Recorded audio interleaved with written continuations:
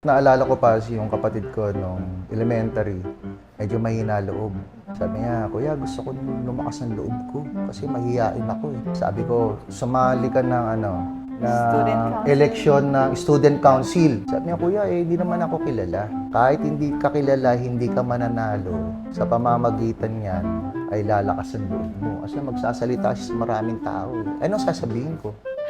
Ang sabihin mo, bandang uli, ang baso." Tapos binagsak. So, salita siya. Hindi siya kilala doon. Tsaka, nung nagsalita siya, sabay yung tula yun eh, baso. Sabay Ang baso. binagsak.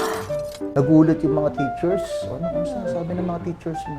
Kuya, di man ako nanalo, pero nakilala ko, na-recognize. Yun ang naging simula ng niya.